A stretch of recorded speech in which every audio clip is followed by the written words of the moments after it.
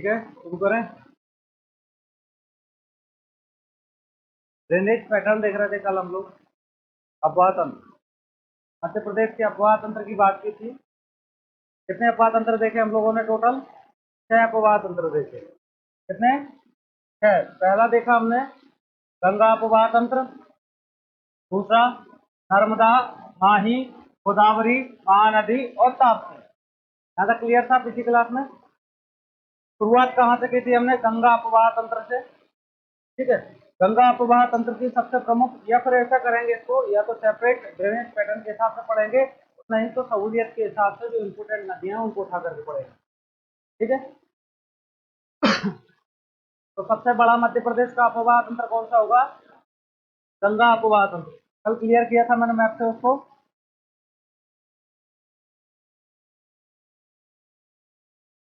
आज शुरू करते हैं हम यमुना। यमुना की प्रमुख सहायक नदी जिसका नाम है चंबल। क्या नाम है? चंबल नदी या चंबल रिवर और उसका अपवाह तंत्र, drainage pattern of Chambal river. इसके बारे में पढ़ना है, चंबल नदी के बारे में पढ़ेंगे। किसकी सहायक नदी है चंबल? किसकी सहायक नदी है? यमुना की सहायक नदी। पहला पॉइंट क्या है इंपॉर्टेंट? यमुना की सहायक नदी, ट्रिब्यूटरी ऑफ यमुना रिवर। कौन? चंबल। चंबल को क्या कहेंगे हम? यमुना की प्रमुख सहायक नदी। पहला पॉइंट ये क्लियर है। दूसरा पॉइंट चंबल के बारे में हम देखें तो दूसरा पॉइंट ये है कि यह मध्य प्रदेश की दूसरी सबसे लंबी नदी है। कौन सी? चंबल। तो पहली कौन सी हो जाएगी? सबसे लंबी कौन सी नदी हो जाएगी? सबसे लंबी नदी मध्य प्रदेश की होगी। नाम पूछेगा तो नर्मदा, और दूसरी पूछ ले लंबी तो चंबल। दो इंपोर्टेंट फैक्ट निकल के आए यहाँ से। अब अगला पॉइंट देखते हैं कि लंबी नदी है साहब इसकी, ये दूसरी सबसे लंबी नदी है तो उसकी लंबाई पूछ सकता है आपसे। तो लंबाई की अगर बात करें तो 965 किलोमीटर, 965 किलोमीटर चंबल नदी की कुल लंबाई। ठीक है, अब आपसे पूछ सकता है कि वो किस किस राज्यों में से होकर के बहती है। तो मुख्य रूप से चंबल नदी मध्य प्रदेश, मध्य प्रदेश के साथ में राजस्थान, और अंत में उत्तर प्रदेश में इटावा के पास यमुना में मिल जाती है। यहाँ तक क्लियर है? स्टेट अगर आपसे पूछ ले कि कौन कौन से स्टेट में फ्लो है किसका? चंबल का, तो पहला कौन सा आएगा हमारा? मध्य प्रदेश, दूसरा राजस्थान, और तीसरा उत्तर प्रदेश, और उत्तर प्रदेश में इटावा के पास यमुना में मिल जाती है। क्लियर है? अब अगला जो पॉइंट पूछेगा आपसे वो है इसका उद्गम। सब जितने भी पॉइंट मैं यहाँ लिखवा रहा हूँ अपने आप में वेरी इंपॉर्टेंट है, इनको लाइन स्टार बना के लिखते जा रहे हैं। उद्गम, उद्गम अगर आपसे पूछता है कि चंबल नदी का उद्गम कहाँ से होता है, तो सबसे पहले देखेंगे हम कौन सी चोटी, किस पहाड़ या पर्वत से क्या निकलती है? चंबल निकलती है। कौन सा होगा? जाना पाव पहाड़ी होगा। पहाड़ी का नाम क्या होगा? जाना पाव। अगर आपसे पूछ ले कि किस पहाड़ी से चंबल नदी निकलती है, उद्गम होता है, तो जाना पाव पहाड़ी इसका ओरिजिन पॉइंट है। तो ये जाना पाव पहाड़ी विंध्याचल श्रृंखला का क्या है? हिस्सा है या भाग है। अगर आपसे चोटी पूछ ले, पहाड़ी पूछ ले, तो पहाड़ी का नाम क्या होगा? जाना पाव। पहाड़ी ना पूछ करके आपसे पर्वत श्रृंखला पूछ ले तो विंध्याचल। अब इस तरीके से ना पूछ के ये पूछ ले कि किस जगह से होता है, तो तहसील होगी महू। तहसील कौन सी होगी?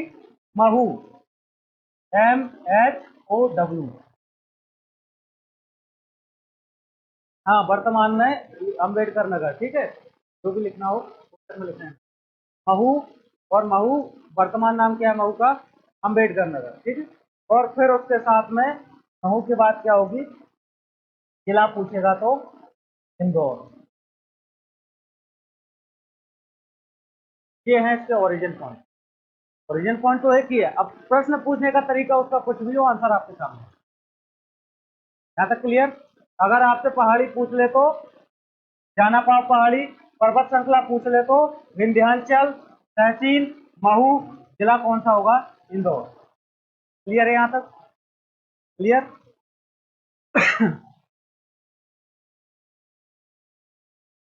उल्टा भी कर सकते हैं इसको, जिला इंदौर, तहसील मऊ, पर्वत श्रृंखला विंध्याचल, चोटी जाना पाव।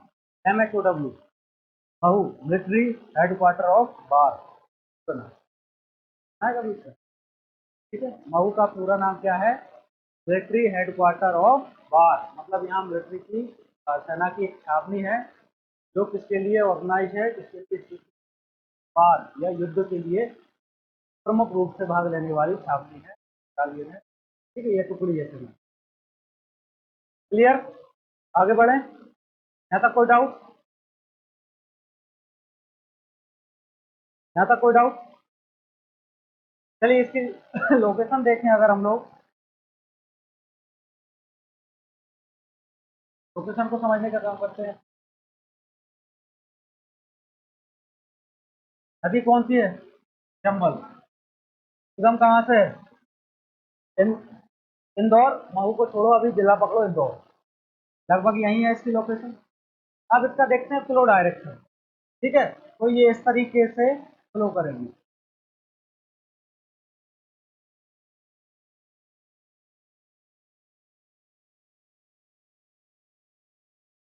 यहाँ तक क्लियर? ये डायरेक्शन किसका होगा? चंबल का। यहाँ से एक नदी आएगी, नदी का नाम क्या है इसका? यमुना नदी। कौन सी नदी? ये जो पॉइंट होगा संगम स्थल, जिला कौन सा लगेगा? इलाहाबाद, उत्तर प्रदेश। यहाँ तक क्लियर है? जहाँ से उद्गम हो रहा है हमारी नदी का, इसे क्या कहेंगे? महू या जाना पाओ, जाना पाओ पहाड़ी। यहाँ तक क्लियर? अब देखो एक एक पॉइंट यहाँ से क्लियर करते हैं। सबसे पहला पॉइंट क्या था? लंबाई। तो इस पूरी लंबाई कितनी होगी? लगभग 965 किलोमीटर। क्लियर है यहाँ तक? अब देखते हैं राज्य वाली बात कि किस किस राज्य में फ्लो करती है। तो इंदौर से निकली, उज्जैन, मंदसौर होते हुए, मंदसौर से निकल के कहाँ चली गई? राजस्थान वाले हिस्से में। राजस्थान के बाद में फिर मध्य प्रदेश का हिस्सा टच किया इसने, कौन सा? श्योपुर कला, मुरैना, भिंड होते हुए, और यहाँ पर MP और राजस्थान के बॉर्डर को क्या किया? सेपरेट किया, अलग किया, ठीक है, विभाजित किया, और आगे चल के उत्तर प्रदेश की सीमा में प्रवेश करते हुए इटावा में यमुना में जाकर मिल गई। नदी कौन सी हमारी? चंबल। नदी का नाम चंबल। क्या? नहीं नहीं, छोटा बहुत हिस्सा आता होगा तो ये जो पूर्वी हिस्सा होगा वो बता सकता है, इसलिए नहीं पूछेगा आपसे किस किस जिलों में फ्लो होता है, बस आपसे राज्य के बारे में पूछेगा, ठीक है। अगला पॉइंट जो आता है हमारा वो आएगा कौन सा? नीमच की अगर बात करोगे तो यहाँ पर एक बांध पड़ता है, मैं अभी बताऊंगा कौन सा है, जब बांधों को अलग से पढ़ाऊंगा तब। 3 बैराज है, ये और 3 बांध है, एक कोटा बैराज, जवाहर सागर, जवाहर सागर कोटा, जिसे कोटा बैराज भी कहते हैं, ठीक है। यहाँ पर कौन सा है? इंदिरा सागर। हमारे मंदसौर नीमच वाले एरिया में कौन सा है? इंदिरा सागर। तो बांध मतलब पानी का, सॉरी, गांधी सागर, इंदिरा सागर खंडवा में, हाँ सॉरी, दोनों के नाम एक से हैं, गांधी सागर, ठीक है। इंदिरा सागर कहाँ है? नर्मदा पे है, खंडवा में है वो, ठीक है। यहाँ कौन सा है हमारा? गांधी सागर। गांधी सागर, कोटा बैराज, और उसके साथ साथ में जवाहर सागर कोटा बैराज का ही दूसरा नाम, ठीक है, दोनों नाम से जाना जाता है। और एक राजस्थान में राणा प्रताप या राणा सागर या प्रताप सागर, कुछ भी बोल सकते हो, ठीक है। तो वो अपन कहाँ पढ़ेंगे? जब बांध पढ़ेंगे उसमें, अभी बस नदी और उसकी लोकेशन को याद रखो। क्लियर है? तो चंबल नदी। अब इसके आते हैं अन्य नामों के बारे में भी पूछा जाता है, प्रश्न हमसे पूछता है कि इस नदी का, ये जो मध्य प्रदेश में कई जो बहने वाली नदियां, उनके अन्य नामों के बारे में चर्चा करें। उसी में चंबल का एक नाम आता है कामधेनु। चंबल के अलावा चंबल का दूसरा नाम क्या है? कामधेनु। ठीक है। एक और नाम आता है राजा रतिदेव की कीर्ति। राजा रतिदेव की कीर्ति। यहाँ तक कोई डाउट? इसके अलावा और नाम देखें तो आता है चर्मावती, और एक और नाम आता है धर्मावती। तो हिंदू ग्रंथों में, प्राचीन हिंदू ग्रंथों में नाम निकल के आते हैं। उनमें चंबल के अन्य नाम क्या है? कामधेनु, राजा रंती देव की कीर्ति, और चर्मावती और धर्मावती। यहाँ तक कोई डाउट? रतिदेव कौन थे? एक राजा थे, ठीक है, उनका नाम था रतिदेव। एक्चुअली में रतिदेव राजा थे, दो भाई थे, एक राजा रतिदेव थे, भाई गुरु थे। ठीक है, काफी धार्मिक व्यक्ति थे ये। इस वाले एरिया में क्या करते थे, ये राज करते थे। ऐसी किंवदंती है, मैं विश्वास नहीं करता इसको। ये राजा जो थे, इन्होंने 48 दिन तक उपवास किया था। उपवास करने के बाद में कुछ, जहाँ तक मुझे याद आ रहा है, क्लियर तो नहीं, 48 दिन तक उपवास किया, तब इन्हें बताया कि भूख क्या होती है। तो शायद ऐसा ही है, जहाँ तक मुझे पता है। तो काफी संस्थाएं उन्होंने चेक किया इनको, देखते हैं भाई ये जो धार्मिक राजा है कितनी सहनशीलता है। क्या किया उन्होंने? एक गाय को काटा, ठीक है, उसका जो भी हुआ हो, यहाँ तक मुझे किंवदंतियां हैं, क्लियर नहीं कर रहा था। तो गाय के काटने के बाद जो रक्त बहा था, ठीक है, तो उससे इसका नाम, और जो रक्त से जो बहा था, उससे ये चंबल नदी का निर्माण हुआ था, ऐसा कहा जाता है किंवदंती में। ठीक है। और वो राजा जो रतिदेव थे, उनका यश और कीर्ति बढ़ाने के लिए क्या किया था? जब इस नदी का निर्माण हुआ तो उनकी कीर्ति बढ़ी, तो राजा चंबल नदी की रक्त से नदी का निर्माण हुआ था। किस रक्त से? गाय के रक्त से, किंवदंतियों के अनुसार। ठीक है। तो जब नदी का निर्माण हुआ तो उनकी बढ़ गई थी किसकी? दो राजा, मतलब राजा दो भाई थे, एक कीर्ति और एक, गुरु और राजा रतिदेव। तो रतिदेव की कीर्ति बढ़ी थी नदी के कारण, चंबल नदी के कारण, उसका नाम रख दिया था राजा रतिदेव की कीर्ति। किंवदंतियां हैं, पता नहीं कितना सही है कितना गलत, हिसाब से पूरा ही गलत है। यहाँ तक क्लियर है? यहाँ तक कोई डाउट?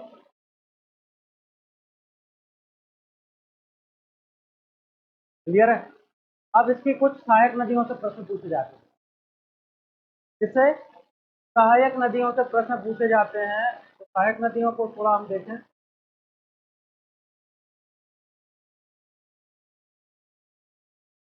तो सबसे पहली जो सहायक नदी होगी,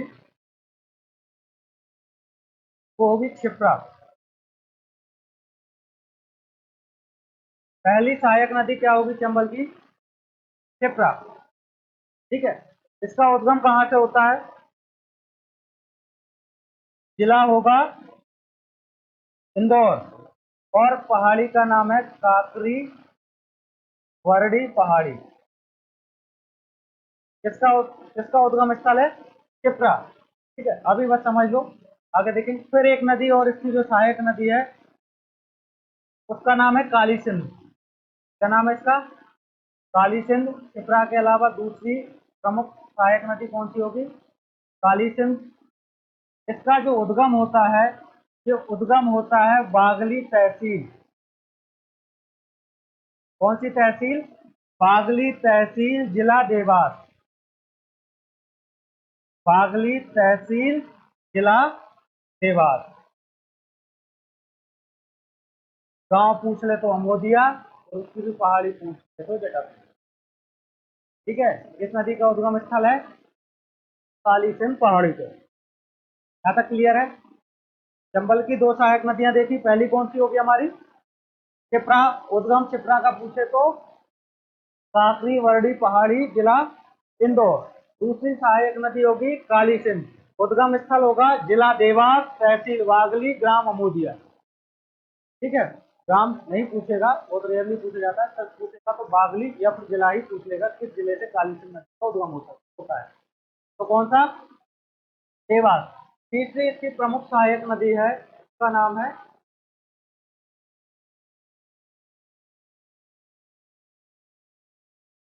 तीसरी सहायक नदी है पार्वती। तीसरी कौन सी सहायक नदी है? पार्वती। इसका अगर आपसे उद्गम स्थल पूछे तो पार्वती नदी का उद्गम स्थल है आष्टा, जिला होगा सीहोर। यहाँ तक क्लियर? तीन सहायक नदियां देखी हमने चंबल की। पहली क्षिप्रा, उद्गम कहां से होगा? काकरी वर्डी पहाड़ी, जिला इंदौर।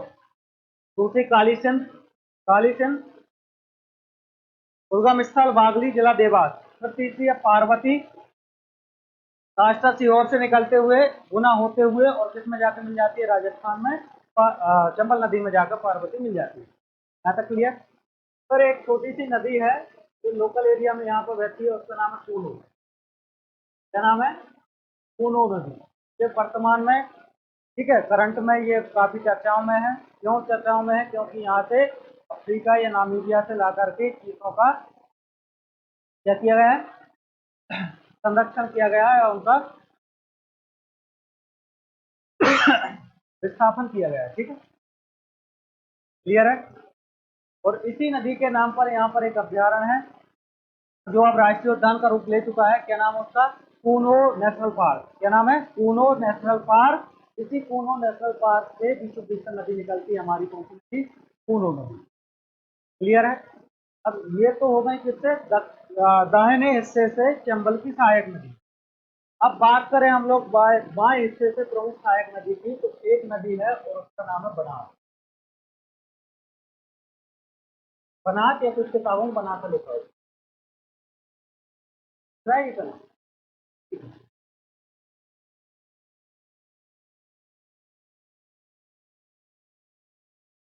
कौन सी नदी है ये? बनास।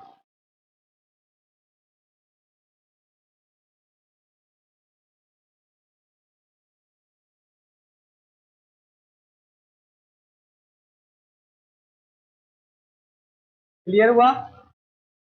क्लियर हुआ यहाँ तक? डायग्राम ड्रॉ कर सकते, देखें डायग्राम।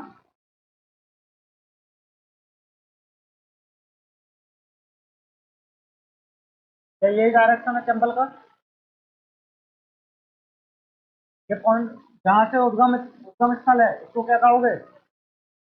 क्या कहोगे? जाना पाओ, जाना पाओ इंदौर। ठीक है, अब वो महू वगैरह वो वहीं रख दें।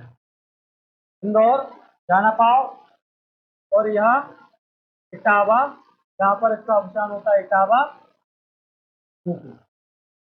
इस नदी में मिलेगी तो यमुना में। एक बार कुछ रिवीजन करो। पहली सहायक नदी, अब इसकी ट्रिब्यूटरी पे आते हैं। पहली सहायक नदी क्षिप्रा, पहली सहायक नदी क्षिप्रा। दूसरी सहायक नदी कालीसिंध, दूसरी सहायक नदी कालीसिंध। तीसरी पार्वती, एंड फोर्थ, क्लियर? इस तरफ से बनास। अब क्षिप्रा का उद्गम स्थल पूछे तो काकरीवर्डी, इंदौर। काकरीवर्डी, इंदौर। अच्छा, इसमें अगर आपसे काकरीवर्डी और इंदौर ना पूछ करके पूछ ले पर्वत श्रृंखला से निकलती है तो आंसर क्या होगा? विंध्याचल। पहले ही क्लियर कर चुका हूँ, विंध्याचल पर्वतमाला का विस्तार पिछली क्लास में। काली सिंध का पूछ ले तो बागली, जिला देवास। पार्वती, आष्टा तहसील, जिला सीहोर। कूनो मुख्य रूप से श्योपुर। क्लियर है यहाँ तक? यहाँ तक कोई डाउट? चलिए अगला पॉइंट लिखिए इसमें। लिखिए इससे अगला पॉइंट लिखिए, नोट कीजिए। चंबल नदी को, चंबल नदी को, चंबल नदी को पश्चिमी, पश्चिमी मध्य प्रदेश की जीवन रेखा नदी कहा जाता है। जीवन रेखा नदी कहा जाता है किसको? चंबल को। और कौन से हिस्से में मध्य प्रदेश के? पश्चिमी हिस्से। पश्चिमी का मतलब मुख्य रूप से मालवा का पठार। कौन सी जगह? मालवा का पठार। मतलब ये वाला जो रीजन है मध्य प्रदेश का, इस वाले हिस्से में मुख्य रूप से जल आपूर्ति का काम कौन सी नदी करती है?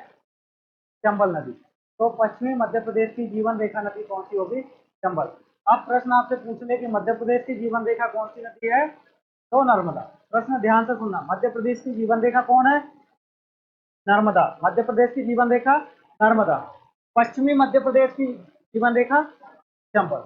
यहाँ तक क्लियर है? अगला पॉइंट लिखो चंबल के बारे में अगला पॉइंट। इसे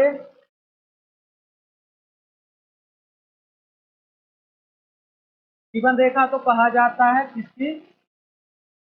पश्चिमी मध्य प्रदेश की, ठीक है। लेकिन इसी के साथ साथ ये जीवन रेखा भी है मालवा के पठार की, और मध्य भारत के पठार की। किसकी? मालवा के पठार की और मध्य भारत के पठार की। अब क्वेश्चन को थोड़ा मॉडिफाई करके पूछ ले अगर आपसे कि भाई बताइए मालवा के पठार और मध्य भारत के पठार की जीवन रेखा नदी कौन सी है, तो वो भी कौन सी होगी? हमारी चंबल। क्यों? क्योंकि मालवा का पठार मैं बता चुका हूँ, ये वाला जो हिस्सा है ये तो मालवा के पठार में आएगा। इसके साथ साथ में चंबल का अगर भाव को देखोगे इसको, तो आपको दिख रहा होगा क्लियर कि इस क्षेत्र में भी जलापूर्ति का प्रमुख काम कौन कर रहा है? चंबल और उसकी सहायक नदियां। और ये जो एरिया है ये आता है हमारा किसमें? मध्य भारत के पठार में। किस पठार के अंतर्गत? मध्य भारत के पठार के अंतर्गत आता है। तो क्या मैं ये कह सकता हूँ कि चंबल नदी मालवा के पठार और मध्य भारत के पठार का क्या है? जलापूर्ति का काम करती है, इसलिए कहा जाता है चंबल, मालवा के पठार, मध्य भारत के पठार की। क्लियर? नोट डाउन करो तो।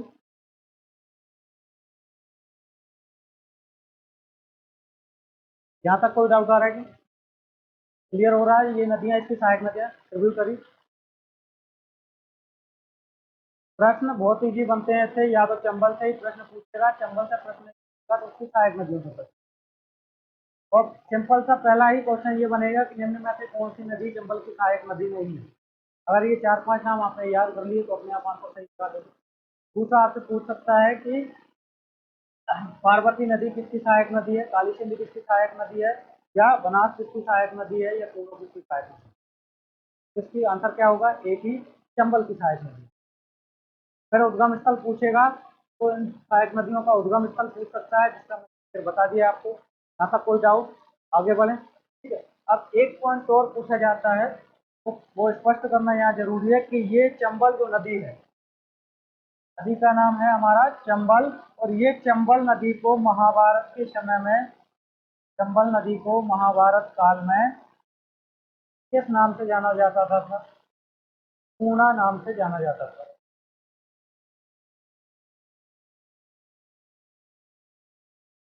पूर्णा नाम से जाना जाता था। महाभारत के समय क्या नाम था चंबल का? पूर्णा। तो अब मुख्य रूप से हम लोग देखें तो चंबल के कितने नाम पढ़ लिए? एक तो चंबल, दूसरा पूर्णा, तीसरा कामधेनु, चौथा राजा रति देव की कीर्ति, फिर पांचवा चरमावती और छठवा धर्मावती। इस तरीके से चंबल के कुछ नाम हैं। यहाँ तक क्लियर? कोई डाउट? अब देखते हैं इनकी सहायक नदियों के बारे में। तो 5-6 हमने सहायक नदियां देखी हैं, एक एक 2-2 पॉइंट देखेंगे, चंबल नदी को खत्म करेंगे। ठीक है। एक चीज और देखना है, याद यहाँ पर लिखना है, इसको नोट डाउन करना मैं बोलता जा रहा हूँ कि ये चंबल जो है ये एक कैसी नदी है? अध्यारोपित नदी है। किस नदी का उदाहरण है?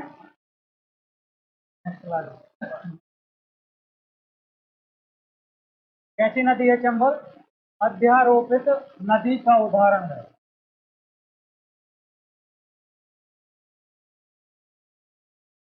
कौन सी नदी? चंबल। अब अध्यारोपित, दूसरा पॉइंट और यही क्लियर करो कि ये क्या करती है? सर्वाधिक, या ऐसा कर दो यह अपने मध्य मध्य हिस्से में मृदा अपरदन या मृदा अपरदन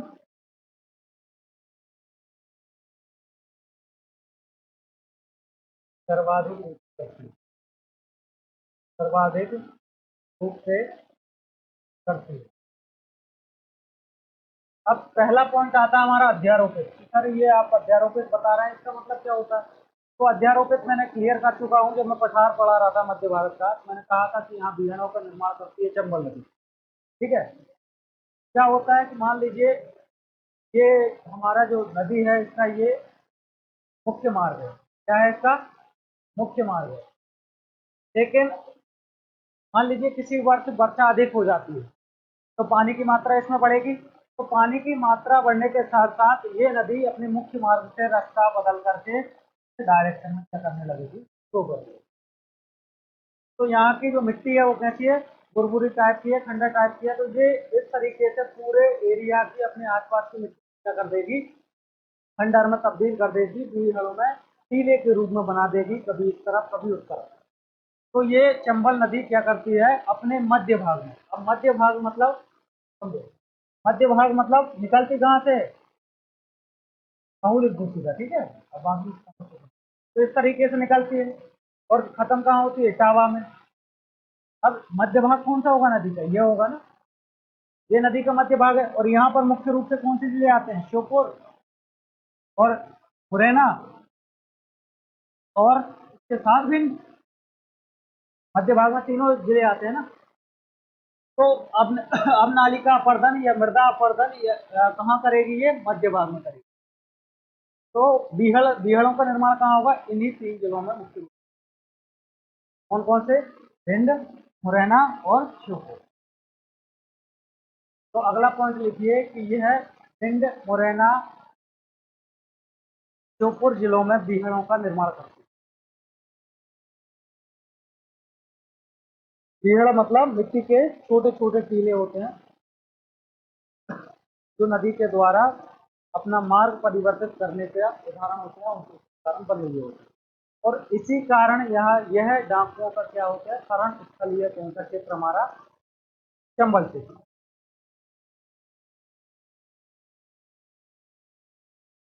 क्लियर है यहाँ तक?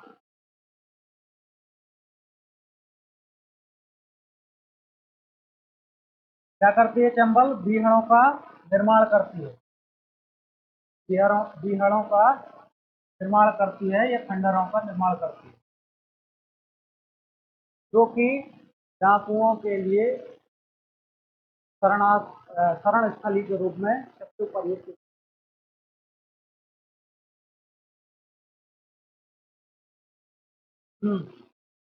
ठीक है, क्लियर है? आगे बढ़े।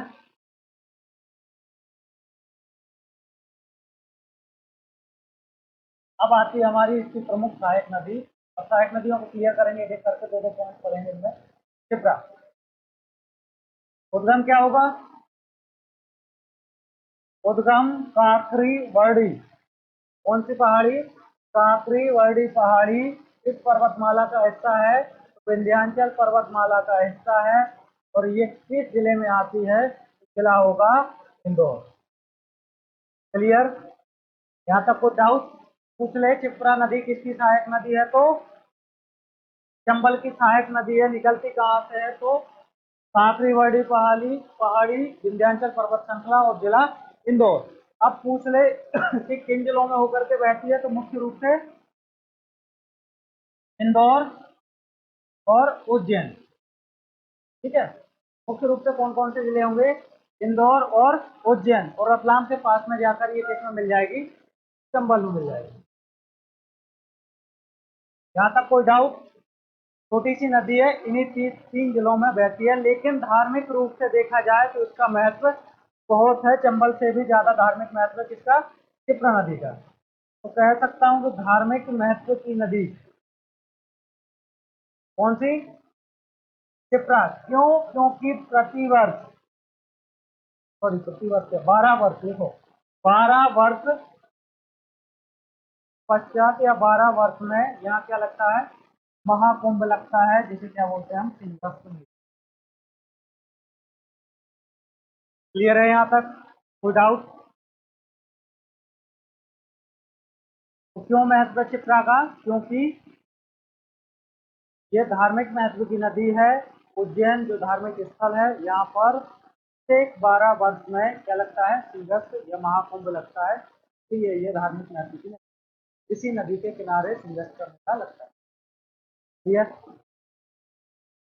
इसका फिर कुछ इसको संज्ञा दी गई है और कहा जाता है कि यह क्या है, यह एक पवित्र नदी है।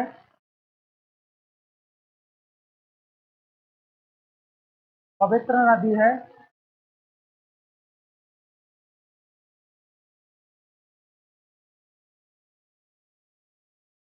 जिस पर राम घाट उपस्थित है।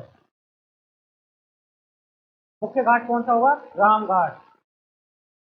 पूछा जाता है कि राम घाट किस नदी पर है, तो क्षिप्रा नदी पर है। और इस राम घाट का महत्व बढ़ जाता है कुंभ के समय। प्रमुख घाटों में से ये एक है। या ऐसा कह सकते हैं कि सबसे प्रमुख घाट कौन सा है? राम घाट। जिला कौन सा होगा? उज्जैन। और किस नदी पर है? क्षिप्रा घाट, क्षिप्रा नदी। क्लियर यहाँ तक? इस क्षिप्रा नदी को कहा जाता है मालवा की गंगा। किसके आधार पर? धार्मिक आधार पर या पवित्रता के आधार पर। अभी मैं क्लियर कर चुका हूं कि सबसे पवित्र नदी है, यहाँ तक कि चंबल की सहायक नदी है, लेकिन चंबल से भी अधिक धार्मिक महत्व है क्षिप्रा का। क्लियर। मध्य प्रदेश की गंगा की बात करूं तो कौन सी होगी? हाँ, मध्य प्रदेश की गंगा की मैं बात करूं, मध्य प्रदेश की गंगा कौन सी नदी होगी? Betwa, not Narmada. Right answer is Betwa. किस कारण? प्रदूषण के आधार पर। किसके कारण? प्रदूषण के कारण, पॉल्यूशन। यहाँ पर हम कह सकते हैं कि मध्य प्रदेश की जो गंगा है वो कौन सी नदी है? बेतवा। पवित्रता के आधार पर मालवा की गंगा।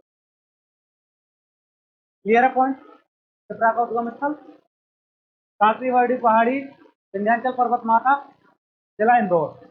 ठीक है। छोटी सी नदी है, 3 जिलों में ही फ्लो करती है। वो कौन कौन से? इंदौर, उज्जैन और रतलाम। इसकी एक सहायक नदी है। छोटी छोटी बहुत सारी सहायक नदियां हैं, बट एक के बारे में आपको देखना है। तो सहायक नदी का नाम है सहायक नदी। उस सहायक नदी का नाम है कान्ह या काहन। और दूसरे शब्दों में से कहा जाता है खान नदी। कौन सी नदी? कान नदी या खान नदी। क्यों पढ़ना जरूरी है? क्योंकि पिछले बार कई बार ये प्रश्न पूछा है कि इंदौर शहर, इंदौर जिला नहीं, इंदौर शहर किस नदी के तट पर बसा हुआ है? तो कौन सी नदी होगी? कान नदी हो सकता है, या उसी का नाम दूसरा है खान नदी। ठीक है। तो इसलिए कई बार प्रश्न पूछा जाता है, तो इस नदी को यहीं खत्म करते हैं। इंदौर, इंदौर शहर कौन सा? इंदौर शहर किस नदी के तट पर बसा है?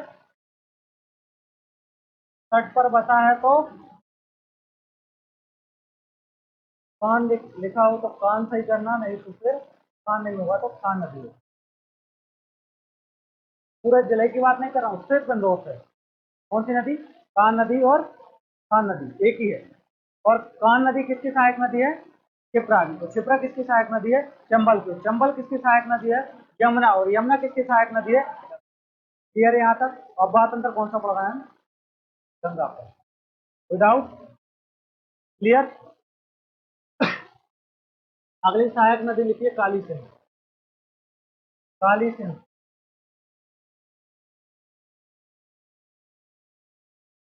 पहला प्रश्न बनेगा इससे यही कि काली सिंध किस नदी की सहायक नदी है, तो आंसर क्लियर है, किसकी है? चंबल की। अब उद्गम पूछेगा तो तहसील कौन सी होगी? तहसील, या उल्टा करते हैं, जिला देवास, फिर तहसील बागली।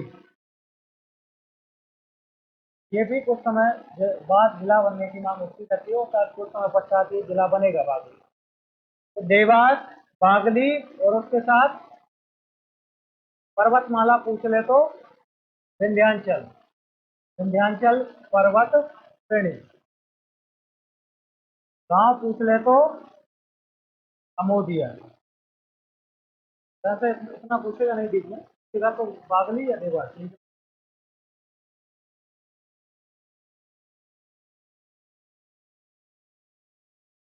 ठीक है। किसकी सहायक नदी है? चंबल की। लंबाई पूछिए तो 150 किलोमीटर, छोटी नदी है, 150 किलोमीटर लंबाई। कौन सी नदी हमारी? काली सिंध। ठीक है। काली सिंध के बाद एक और नदी है, वो कौन सी है सहायक नदियों में? पार्वती देखी थी हमने, पार्वती नदी। उद्गम क्या होगा इसका? उद्गम तहसील आष्टा, तहसील आष्टा, जिला सीहोर।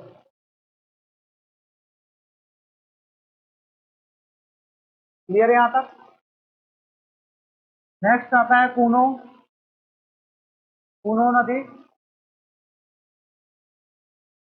किस हिस्से में है? श्योपुर जिला, श्योपुर जिला। इसी नदी के नाम पर क्या बना है? इसी नदी के नाम पर कूनो, कूनो राष्ट्रीय उद्यान है, कूनो नेशनल पार्क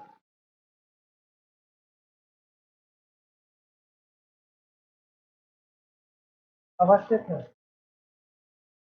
यहाँ तक कोई डाउट? और ये अभी वर्तमान में किसके लिए फेमस है? चीतों के लिए। और ये चीते कहाँ से लाए गए हैं? नामीबिया, जो कि अफ्रीकी एक देश है।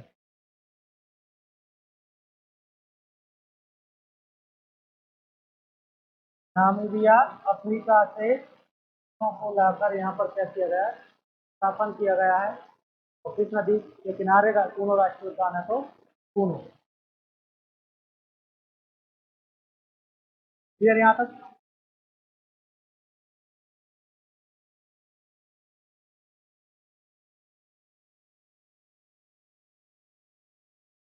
क्लियर? कोई डाउट यहाँ तक? रिवीजन करें एक बार और, यहीं याद करके जाओगे क्लास में। रिवीजन करें। कौन सी तहसील? महू, जिला इंदौर। किस नदी का उद्गम स्थल होगा? तो चंबल। मैं बस यहाँ डायग्राम बनाऊंगा, बताओगे आप। यहाँ से कौन सी नदी आ रही है हमारी? यमुना। ये जगह क्या होगी? क्या हुआ? राज्य कौन सा होगा? यहाँ तक कोई डाउट? यहाँ अगर पहाड़ी पूछ ले तो विंध्याचल पर्वतमाला की जानापाव पहाड़ी, जानापाव पहाड़ी। यहाँ तक कोई डाउट? राज्य पूछ ले तो पहले एमपी, फिर राजस्थान, फिर एमपी प्लस राजस्थान। क्लियर है? ऐसा कर देते हैं, एमपी और ऊपर की तरफ राजस्थान। ठीक है, एमपी प्लस राजस्थान, और यहाँ लास्ट में उत्तर प्रदेश। ठीक है, यहाँ पर लास्ट में उत्तर प्रदेश। ठीक। अब इससे पूछेगा सहायक नदियां। तो पहली सहायक नदी कौन सी नदी होगी? क्षिप्रा, जो कहाँ से निकलेगी? काकरी बर्डी। कौन सी? काकरी बर्डी पहाड़ी, जिला इंदौर। दूसरी सहायक नदी कौन सी? काली सिंध, काली सिंध। कहाँ से निकलेगी ये? बागली तहसील और जिला देवास। क्लियर यहाँ तक? फिर अमोदिया गांव भी है, अरे वाह। और फिर पार्वती। अगली नदी कौन सी होगी? पार्वती। कहाँ से निकलेगी? आष्टा। जिला कौन सा होगा? Sehore. And last, last Kuno. मुख्य रूप से किस जिले में? श्योपुर जिले में। और इस तरफ से आएगी बाएं तरफ से कौन सी? बनास या बनासा। विदाउट यहाँ तक क्लियर है? लंबाई कितनी है टोटल चंबल की? 900। मध्य प्रदेश की सबसे लंबी नदी, सबसे लंबी नदी, दूसरी लंबी नदी चंबल, दूसरी लंबी नदी। क्लियर यहाँ तक? और अगर नेम पूछे आपसे चंबल के अलावा तो कितने हैं, पहले संख्या में बताओ कितने हैं? 6। कौन कौन से? पहला चंबल, राजा रति देव की, तीसरा कामधेनु धर्मावती, चरमावती और पूर्णा। पूर्णा कब दिया गया? महाभारत काल में। क्लियर। पश्चिमी मध्य प्रदेश की जीवन रेखा नदी क्यों कहा है ये भी बता दिया मैंने। मध्य भारत और मालवा के पठार दोनों की जीवन रेखा नदी चंबल। दोनों की जीवन रेखा नदी चंबल। क्लियर यहां तक? कोई डाउट? अध्यारोपित नदी का उदाहरण तो मृदा अपर्दन और बीहड़ों का निर्माण कौन सी नदी करती है? मुख्य रूप से बीहड़ों से प्रभावित जिला सिर्फ मुरैना, भिंड और श्योपुर भी हैं, लेकिन मैंने प्रश्न ये पूछा है कि मुख्य रूप से बीहड़ों से प्रभावित जिला तो मुरैना। ठीक है, ये पॉइंट मिस था। हाँ वो करिए, वो भी लिखिए। ठीक है, कॉल सुनिए। ठीक है, हुआ यहां तक?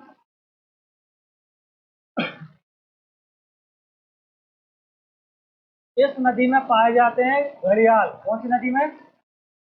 चंबल में। क्या पाए जाते हैं? घड़ियाल, एलिगेटर। घड़ियाल, और इन्हीं का घड़ियालों का क्या किया गया है? घड़ियालों का संरक्षण किया गया है। घड़ियालों का संरक्षण किया गया है कौन सी नदी में? चंबल नदी में। और इस नदी में पाई जाती है मछली, और उस मछली का नाम है डॉल्फिन। डॉल्फिन मछली किस नदी में पाई जाती है? चंबल नदी में।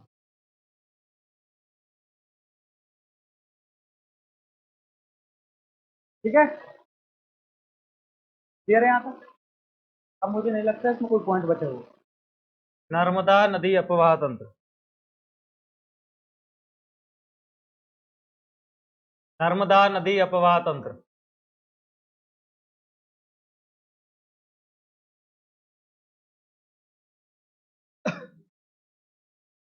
क्या आएगा इसमें? मुख्य रूप से पढ़ेंगे हम लोग नर्मदा नदी के बारे में, और उसके साथ साथ में जो उसकी ट्रिब्यूटरी है, जो उसकी सहायक नदियां, उनको देखेंगे। क्लियर है यहाँ तक? तो सबसे पहले देखते हैं इसका लोकेशन। नर्मदा नदी की लोकेशन की बात करें तो पहले भी बता चुका हूं पुरानी क्लासों में, कहां से निकलती है? मध्य प्रदेश के। पहले ये बताओ कौन से हिस्से में बहेगी? तो दक्षिणी हिस्से में। कौन से हिस्से में? दक्षिणी हिस्से में। इस तरीके से ये अनूपपुर है। क्या है? अनूपपुर। और यहाँ पर एक रेंज बताई थी मैंने पिछली क्लासों में, उस रेंज का नाम था सतपुड़ा रेंज, और उसका जो सबसे पूर्वी हिस्सा है वो क्या था? मैकाल श्रेणी। इसी मैकाल श्रेणी से उद्गम होता है किसका? मां नर्मदा का। तो इस तरीके से फ्लो करते हुए एंटर कर जाती हैं कहाँ? मध्य प्रदेश के। एंटर करती हैं कहाँ से? अनूपपुर, अमरकंटक की पहाड़ी से उद्गमित होती हैं, और वहां से लगभग मध्य प्रदेश में 1077 किलोमीटर, कितना? 1077 किलोमीटर में बहते हुए अलीराजपुर के रास्ते महाराष्ट्र और फिर गुजरात में प्रवेश कर जाती हैं, और गुजरात के बाद अवसान होता है इनका कहाँ? अरब सागर में। और जिला होता है गुजरात का कौन सा? बड़ोच। ठीक है, पहले ये सब जानने से पहले लोकेशन क्लियर है कि नहीं? लोकेशन क्लियर है? उद्गम कहां से होगा? अमरकंटक की पहाड़ियां, जिला अनूपपुर। ठीक है, और इस तरीके से मध्य प्रदेश के दक्षिणी हिस्से में बहते हुए कहां एंटर कर जाएंगे? महाराष्ट्र, और महाराष्ट्र से फिर गुजरात, और फिर सीधा अरब सागर में विलीन हो जाएंगे। कौन सी नदी? नर्मदा नदी। फिर मैंने एक चीज और बताई थी कि मुख्य रूप से किन दो पर्वत श्रृंखलाओं के बीच में बहती है? उत्तर की ओर है हमारी, उत्तर की ओर है विंध्य, उत्तर की ओर विंध्य, और दक्षिण में सतपुड़ा। दक्षिण में क्या है? सतपुड़ा। मैंने पहले भी बताया था कि ये दोनों किसके उदाहरण हैं? ब्लॉक पर्वत, ब्लॉक माउंटेन। किसके? ब्लॉक पर्वत के क्या है? उदाहरण है। और जो नर्मदा नदी हमारी है, नर्मदा नदी बहती है भ्रंश घाटी में, रिफ्ट वैली में। किसमें? भ्रंश घाटी या रिफ्ट वैली में। भ्रंश घाटी क्या होती है? भ्रंश घाटी की बात करूं तो मैंने उस दिन भी बताया था, जब क्या पढ़ा? पठार पढ़ा रहा था मैं। ठीक है, इस तरीके से दो क्या होंगे? पर्वत होंगे या पर्वत श्रृंखलाएं होंगी, बीच में ये बेस लाइन होगी और ये जो दबा हुआ, ये धंसा हुआ हिस्सा होगा, ठीक है, दो पर्वत श्रृंखलाओं के बीच में जो धंसा हुआ हिस्सा होगा, इसे क्या कहेंगे हम लोग, भ्रंश घाटी या रिफ्ट वैली, ठीक है, भ्रंश घाटी या रिफ्ट वैली। इसी तरीके की कई जगह पर क्या पाई जाती हैं, भ्रंश घाटियां, इन्हीं भ्रंश घाटी में बहती है हमारी माँ नर्मदा। क्लियर है यहाँ तक? तो आपसे पूछा जाए कि किसका उदाहरण है नर्मदा नदी, भ्रंश घाटी में बहने वाली नदियों का उदाहरण है, पहली बात तो ये। दूसरी, कहा जाता है, और ये मुख्य रूप से भारत में देखा जाए तो गिनी चुनी नदियां हैं जो किस तरफ बहती है, पूर्व से, फ्लो किस तरह, पूर्व से पश्चिम, ईस्ट टू वेस्ट, इनका क्या है, फ्लो है या बहाव है, पूर्व से निकलेंगी और पश्चिम की ओर जाएंगी, ठीक है। इसी तरीके से एक और नदी है, उदाहरण है उसका, तो वो है ताप्ती। सेम कंडीशन, पूर्व से निकलेगी और कहां जाएगी, पश्चिम की ओर। तो ये गिनी चुनी नदियां हैं, बाकी की जो नदियां हैं वो किस तरफ बहती हैं, भारत की बाकी की नदियां पश्चिम से पूर्व की ओर, ठीक है। क्यों पश्चिम से पूर्व की ओर बहती हैं, क्योंकि भारतीय प्रायद्वीप, इंडियन सबकॉन्टिनेंट का जो ढलान है वो कैसा है, इस तरफ है, मतलब किस तरफ झुका हुआ है वो, पश्चिम से पूर्व की ओर। तो इनको भी बहना चाहिए था, कहां से, पश्चिम से पूर्व की ओर। क्यों नहीं बहते, क्योंकि इन्हें क्या मिल जाती है, रिफ्ट वैली मिल जाती है, भ्रंश घाटी मिल जाती है। क्लियर यहां तक?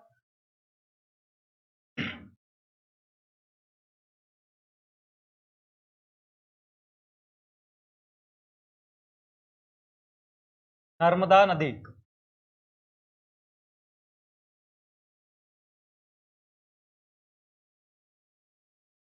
सबसे पहले देखते हैं ओरिजिन पॉइंट, और उसके बाद में एक डायग्राम ड्रॉ करते हैं, इसी डायग्राम के थ्रू समझेंगे।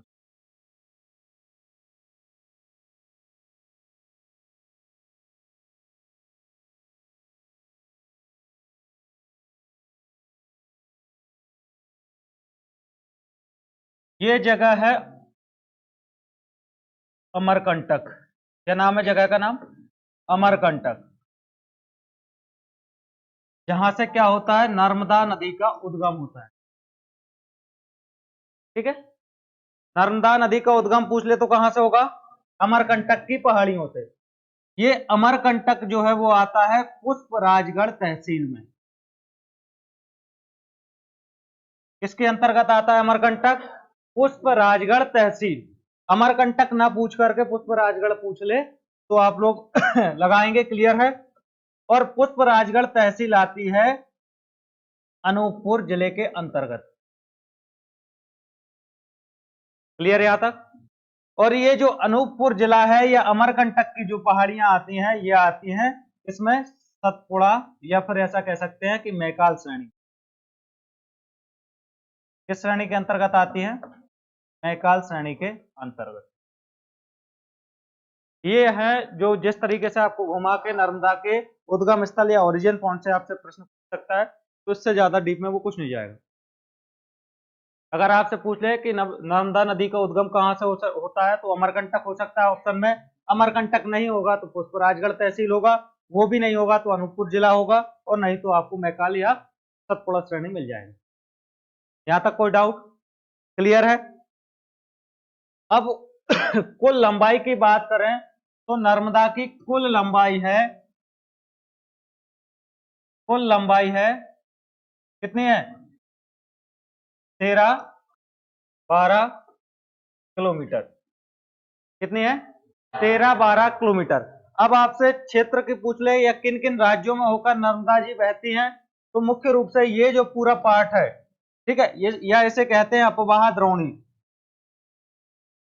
अपवाह द्रोणी तो कौन कौन से राज्यों में होगी, पहला मध्य प्रदेश, दूसरा महाराष्ट्र, और तीसरा होगा हमारा गुजरात। क्लियर है? यहां तक कोई डाउट, क्लियर है?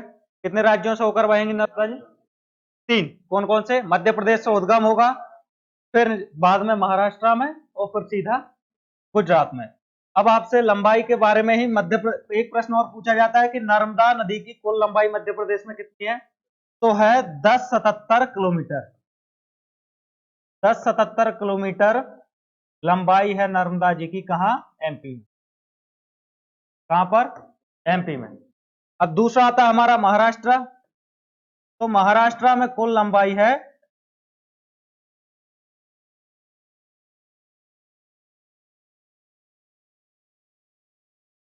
गुजरात में होगा 100। क्यों? क्योंकि महाराष्ट्र का सब जो अपर वाला पार्ट है उसको टच करके जाती है।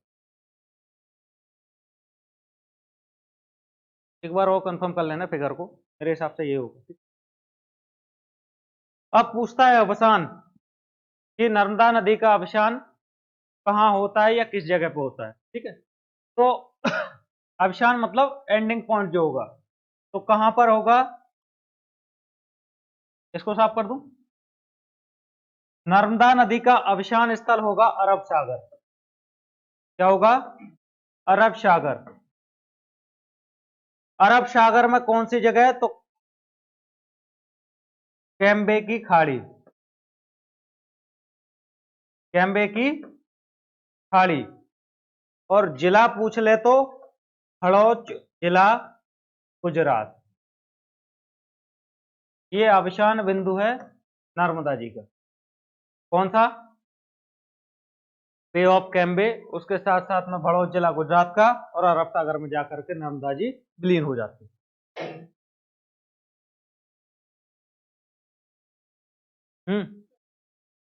कैम्बे की खाड़ी, खंबात की खाड़ी। खाड़ी जनरली पार्ट होता है किसका? कोई भी सी का, कोई भी सागर का। बस जो धरातल वाला जो हिस्सा होता है ना, उसमें जाकर के पानी भर जाता है तो उसको बोलते हैं हम लोग खाड़ी। बाकी पार्ट तो वो सी का है, समुद्र का है या सागर का। क्लियर है? तो तीन मुख्य रूप से हमने पॉइंट देखे हैं नर्मदा के। पहला पॉइंट देखा है उद्गम बिंदु। तो उद्गम आपसे पूछेगा तो जिला कौन सा होगा? अनूपपुर। तहसील पूछ ले तो पुष्पराजगढ़। ठीक है, और उसके साथ में पहाड़ी पूछे तो महकाल, और जगह अमरकंटक। क्लियर? अब अवसान बिंदु पूछे आपसे तो सागर का नाम अरब सागर।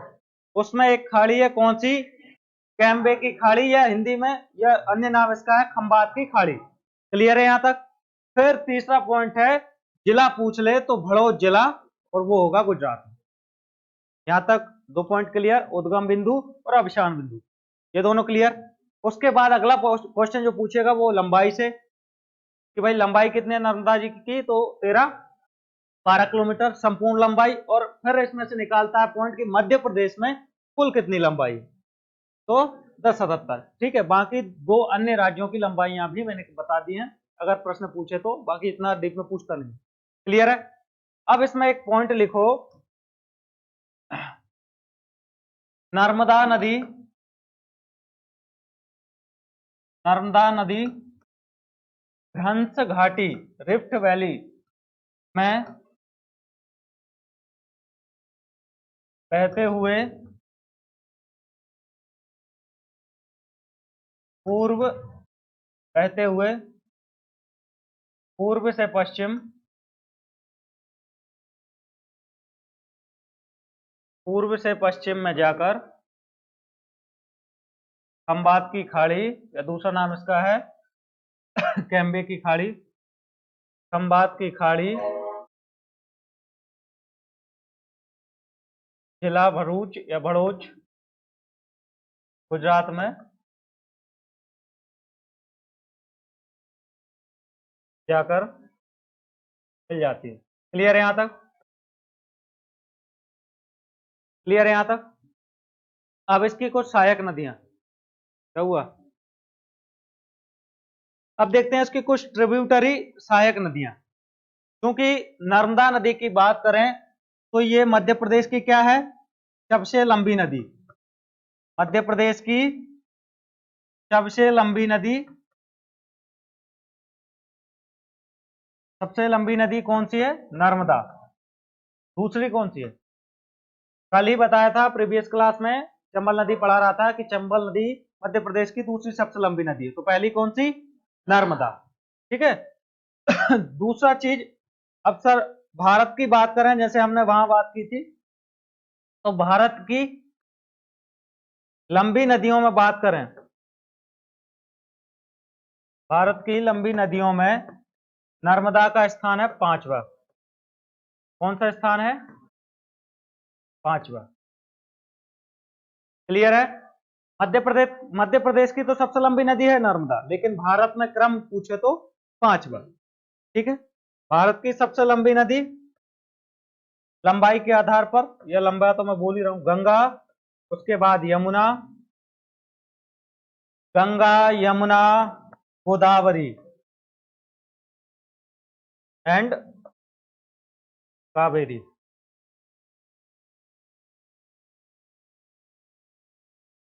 नर्मदा। ये इस तरीके से क्रम बनेगा, गंगा यमुना गोदावरी कावेरी और नर्मदा, ये इनका क्रम है। सबसे लंबी नदी पूछे, पहले नंबर पर गंगा, दूसरे नंबर पर यमुना, तीसरे पर गोदावरी, फोर्थ पर क्या है हमारी? Kaveri and last Kaveri. ठीक है, क्लियर?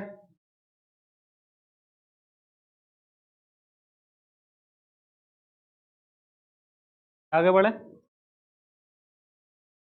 अब आते हैं इसकी ट्रिब्यूटरी या सहायक नदियों पर। तो सबसे पहले देखते हैं हम बाएं से नर्मदा की सहायक नदियां। कहां से? बाएं से। ये पूछा जाता है कि निम्न में से कौन सी नदी बाएं से नर्मदा की सहायक नदी है।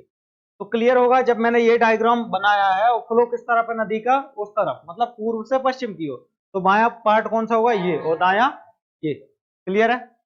तो यहां लिखता हूं मैं दायां, या इसको हटा दो, ऐसे ही समझ लेना। तो सबसे पहले हम नदी की बात करें तो इसकी पहली सहायक नदी निकल के आएगी, यहां पर होगी गोई। कौन सी नदी होगी? गोई,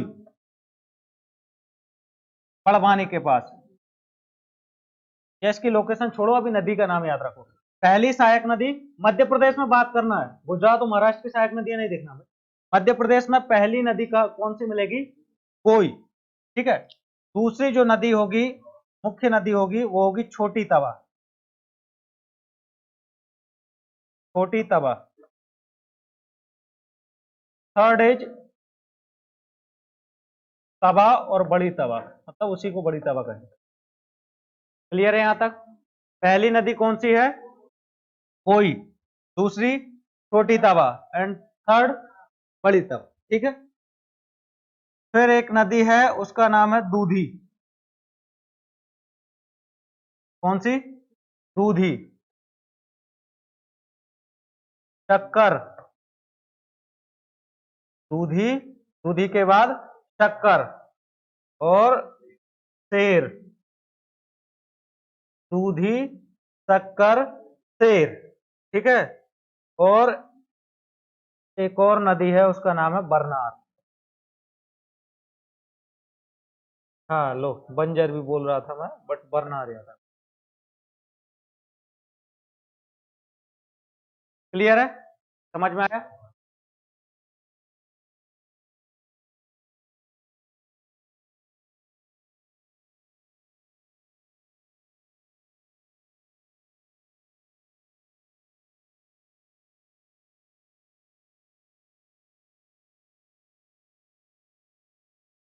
क्लियर है यहां तक? अगर बाएं से पूछे आपसे तो पहली सहायक नदी कौन सी होगी? कोई, फिर छोटी तवा, फिर बड़ी तवा, दूधी, शक्कर, शेर, बरनार, बंजा। क्लियर है यहां तक? समझ में आ रहा है? नोट डाउन करो इसे।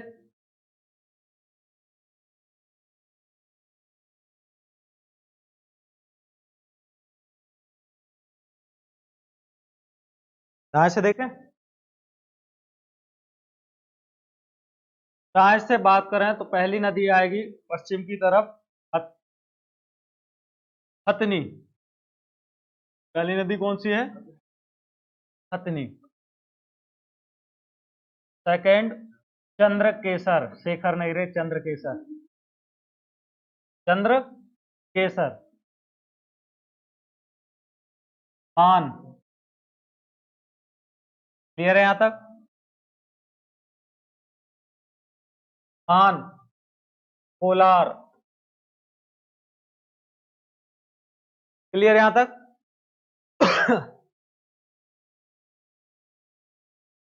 अगली नदी होगी बारना। इस तरफ बरनार है, ऊपर की तरफ बारना। और लास्ट नदी है ओरसीन।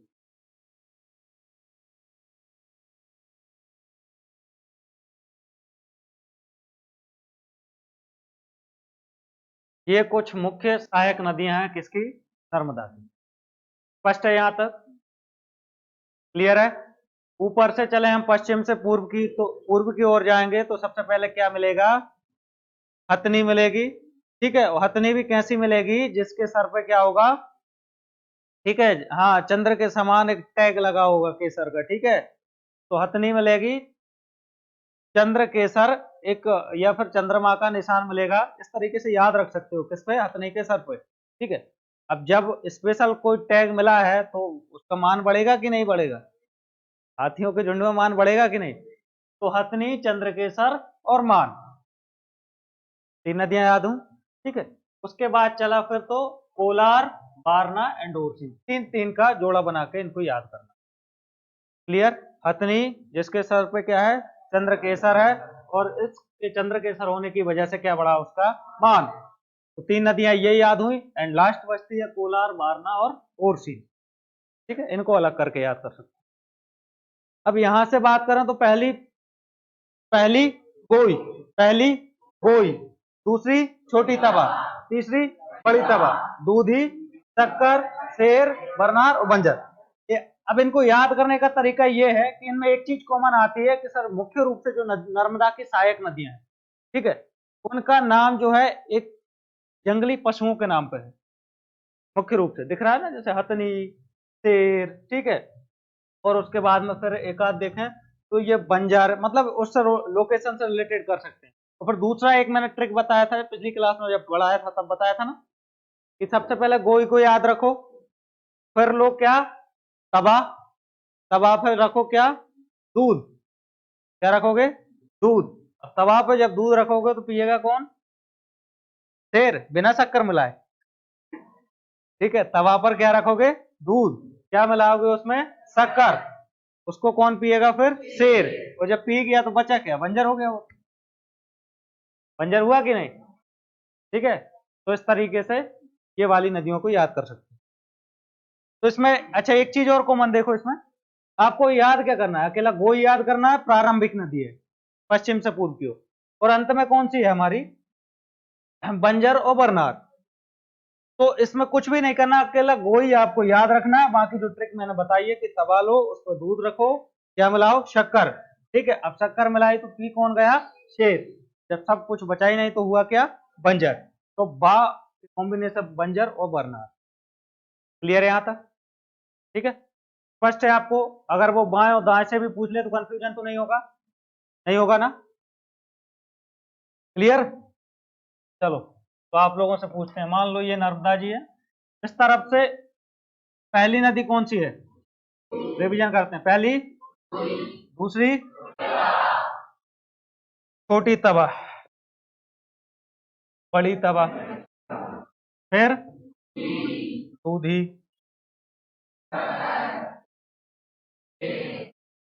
शक्कर, शेर, परनार एंड बंजर। याद हुए? अब इस तरफ से एंट्री मारते हैं तो कौन सी हथनी? चंद्रकेसर वाली हथनी। और फिर क्या बड़ा? मान। फिर कोलार, वारना और लास्ट कुर्सी। क्लियर है? क्लियर है? ठीक है, आगे नोट करो। वो बना लिया, डायग्राम बनाया आप लोगों ने? ये डायग्राम बनाना, ठीक है, इसको बनाओ।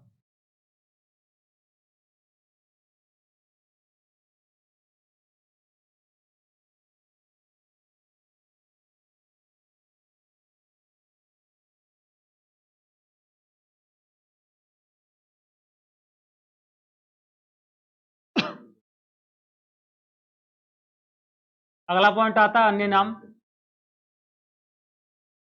या मुख्य नाम, कुछ भी हेडिंग डालो। तो नर्मदा नदी का मुख्य नाम क्या है? नर्मदा, ठीक है। दूसरा, नर्मदा का नाम है मैकाल सुता। मैकाल सुता के नाम से भी नर्मदा नदी को पुकारा जाता है। उसके साथ में आता है फिर कुंवारी, शिवपुत्री, ठीक है। मैकाल सुता, कुंवारी, शिवपुत्री, और फिर एक नाम आता है कावेरी। क्या नाम आता है इसका? कावेरी। लेकिन ध्यान रखना, ये कावेरी नाम सिर्फ कहां लिया जाता है? ओमकालेश्वर।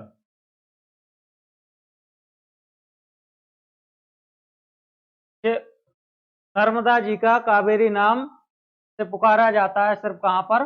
ओमकारेश्वर, ठीक है। क्लियर है? रेवा, नामो दाशो, नामो दाशो, ये जो नाम दिया था ये दिया था टोलमी ने। ये कई बार प्रश्न पूछा है। टोलमी द्वारा नर्मदा जी को क्या नाम दिया गया है? नामो दाशो या नाम दाशो, ठीक है। क्लियर है यहां तक? रेवा, मैकालसुता, कुंवारी, शिवपुत्री और कावेरी। कावेरी सिर्फ कहां पर होगा?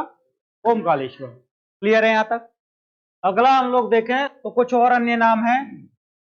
आनंदमयी नदी, आनंदमयी नदी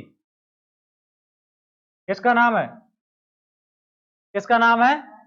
नर्मदा का। कौन सी नदी? आनंदमयी नदी, ठीक है। उसके साथ साथ में एक और अन्य नाम से जाना जाता है, क्लियर कर चुका हूं कई बार, मध्य प्रदेश की जीवन रेखा। मध्य प्रदेश की जीवन रेखा, मध्य प्रदेश की जीवन रेखा। और एक और अन्य नाम है राजकीय नदी। राजकीय नदी भी कहा जाता है किसको? नर्मदा जी को। तो अभी तक कितने नाम देखे? सबसे पहला तो मेकाल सुता, मेकाल पर्वत श्रृंखला से निकलती है, हम लोग बता चुके हैं अमरकंटक से। तो उनकी पुत्री कहते हैं किसको? नर्मदा जी को। दूसरा नाम आता है कावेरी, जो सब कहाँ कहा जाता है? ओमकालेश्वर में, ठीक है। अन्य नाम, अन्य किसी जगह कावेरी नहीं कहा जाता नर्मदा जी। तो टोलमी ने एक नाम दिया, क्या नाम दिया?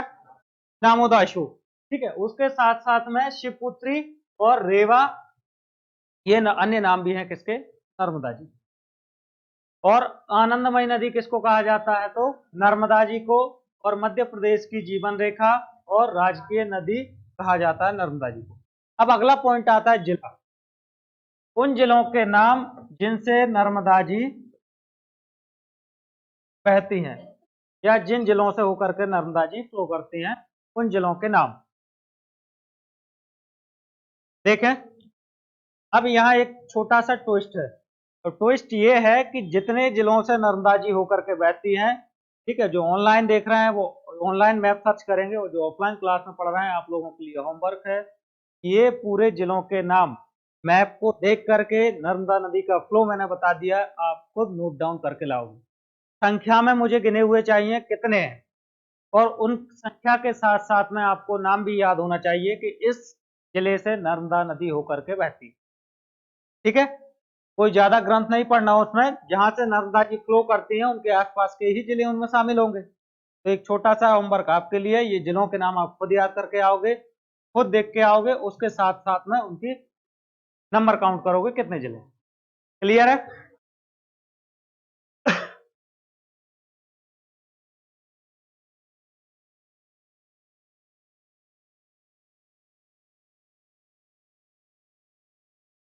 अगला पॉइंट लिखो, एक पॉइंट इसमें।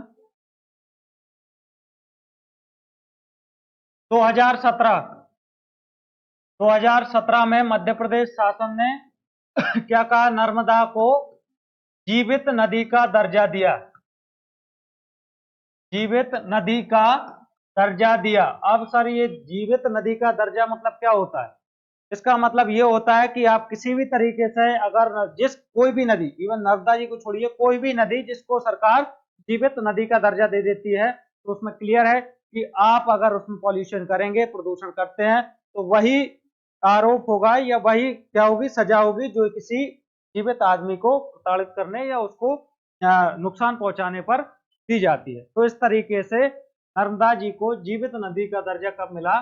2017 में। कब दिया गया? 2017 में। क्लियर है यहां तक? कोई डाउट?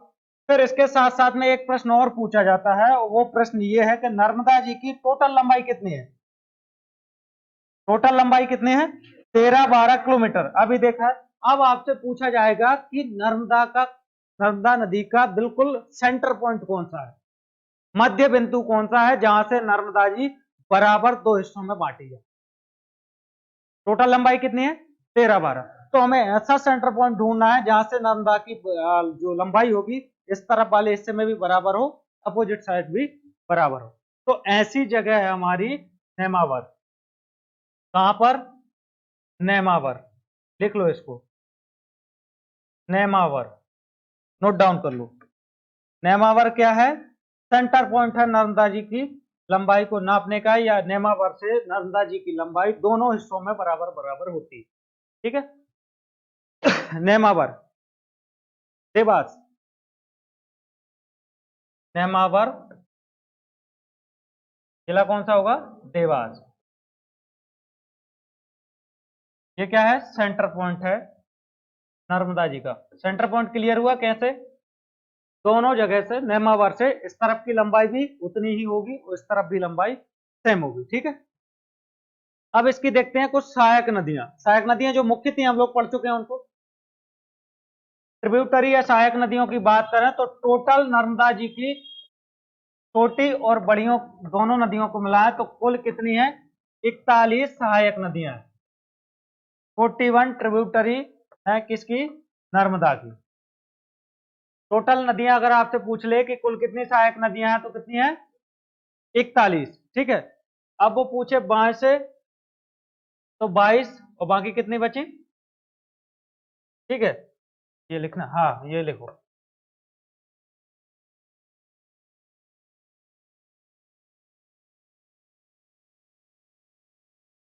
क्लियर है? कुल आपसे पूछ ले कि नर्मदा की कुल सहायक नदियां कितनी है तो 41। अब वो पूछ ले कि बाएं से कितनी है? 22, दाएं से 19। Clear point?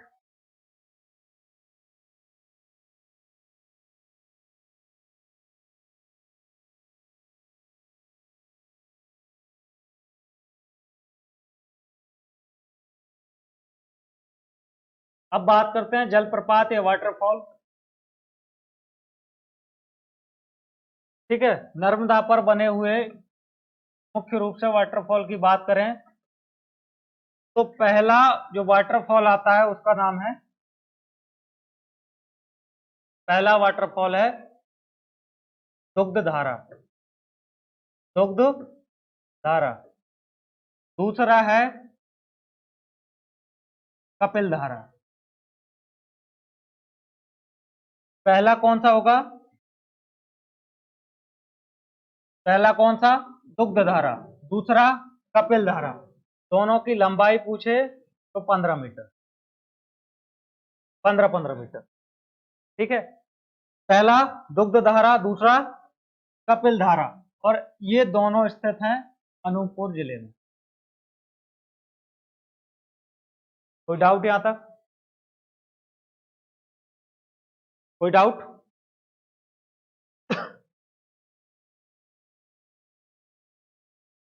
जैसे ही नर्मदा नदी का उद्गम होगा कहां से? अमरकंटक से। तो अमरकंटक से निकलने के और कुछ ही दूरी पर चलने के बाद पहला जो वाटरफॉल बनेगा वो बनेगा कौन सा?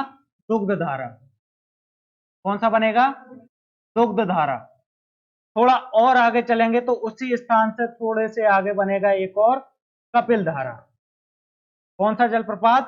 कपिल धारा। और जिला कौन सा होगा? तो अभी सीमा चल रही है अनूपपुर जिले। क्लियर है यहां तक? जब नर्मदा जी कुछ और आगे आएंगी तो अगला जिला पड़ेगा जबलपुर। कौन सा जिला? जबलपुर। और इस जगह पर है एक जलप्रपात का नाम, स्थान का नाम होगा भेड़ाघाट और जलप्रपात का नाम है धुआंधार। क्या नाम है? धुआंधार, स्थान का नाम भेड़ाघाट और जिला पूछ ले तो जबलपुर। क्लियर है? कितने वाटरफॉल देखे अभी तक? 3। जैसे ही नर्मदा जी ने चलना शुरू किया तो थोड़ी ही दूरी पर पहला हमारा आया दुग्धधारा, दूसरा आया कपिल धारा, और फिर आती है जबलपुर में। तो जबलपुर में कौन सा है? धुआंधार। कौन सा है? धुआंधार, जो किस जगह पर है? भेड़ाघाट। क्लियर है? लंबाई पूछ ले तो लगभग 30 मीटर।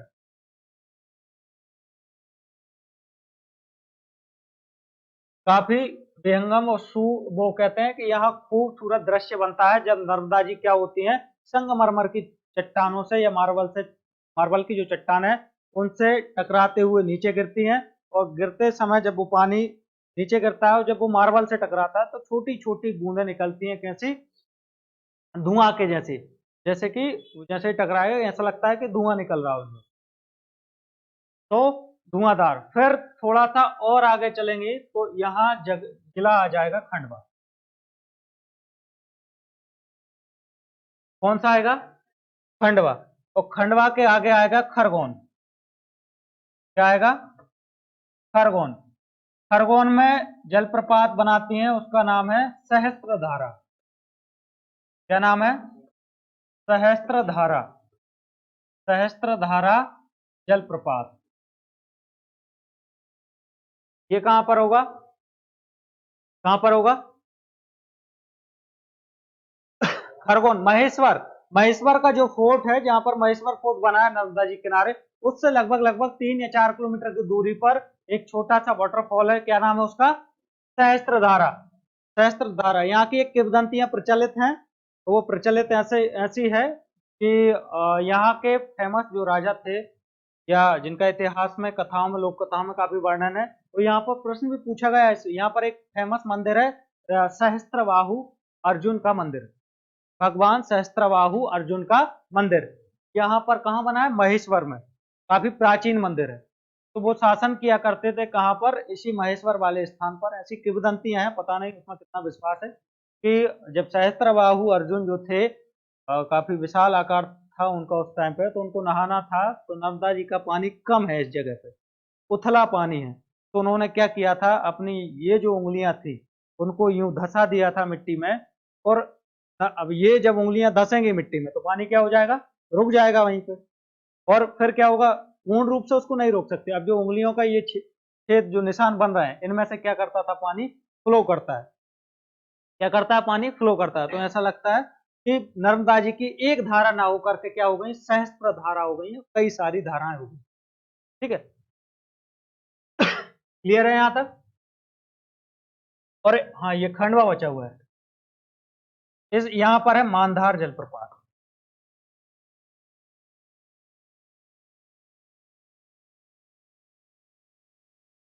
क्लियर? दो जलप्रपात वाटरफॉल यहां से निकाले हमने। फिर इसके बाद क्या मिला था हमें? धुआंधार। अब वो मैप को याद करो, अनूपपुर से निकल के चले थे ना हम, तो सबसे पहले क्या मिला था हमें? दुग्धधारा। फिर क्या मिला था? कपिल धारा। ये दोनों कहां मिल गए थे? अनूपपुर में। कहां मिले थे? अनूपपुर में। अनूपपुर से और आगे चले तो क्या मिला? धुआंधार। ये कहां मिला था? भेड़ाघाट। कहां मिला था? भेड़ाघाट। और ये कहां है? जबलपुर। कहां पर है? जबलपुर। फिर थोड़ा और आगे चले तो क्या मिला हमें? खंडवा और मानधार। ऐसा लिखो, मानधार। और जिला कौन सा था? खंडवा। कौन सा जिला था? खंडवा। थोड़ा और आगे चले तो जगह जगह का नाम क्या था? महेश्वर। क्या नाम था? महेश्वर। जिला कौन सा है? खरगोन। जिला कौन सा है? खरगोन। और जलप्रपात का नाम क्या है? सहस्त्रधारा। क्या नाम है? सहस्त्रधारा जलप्रपात। सहस्त्रधारा वाटरफॉल। ये कुछ वाटरफॉल हैं, कुछ जलप्रपात हैं जो नर्मदा नदी पर है या उपस्थित है। ठीक है? क्लियर है यहां तक?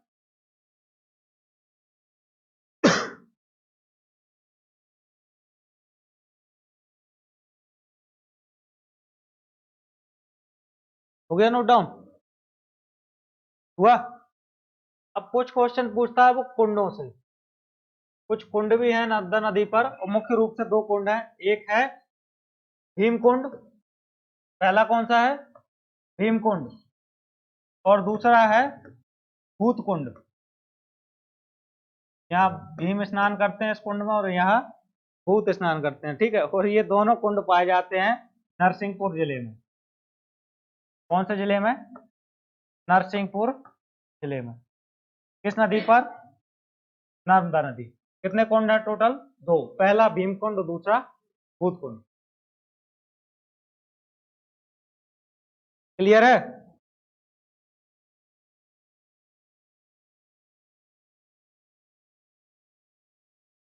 और एक इंपॉर्टेंट फैक्ट इसमें से निकल के आता है कि नर्मदा नदी के किनारे, नर्मदा नदी के किनारे राजा शोरस, राजा शोरस के कंकाल मिले हैं या पाए जाते हैं। किसके? राजा शोरस के क्या पाए जाते हैं? कंकाल। किस नदी के किनारे? नर्मदा नदी के किनारे। और ये कहां के राजा थे? राजा शोरस कहां के राजा थे? ये थे डायनासोरों के राजा। क्या थे? डायनासोर। कोई राजा नहीं थे, डायनासोर था, या डायनासोर, डायनासोर की प्रजाति थी, उसका नाम है राजा सोरस। और इस डायनासोर के अवशेष कहाँ मिलते हैं या कंकाल कहाँ मिलते हैं? नर्मदा नदी के किनारे। कई जगह से इसकी अस्थियां या उसके क्या एविडेंस प्राप्त हुए हैं, किसके? राजासोरस।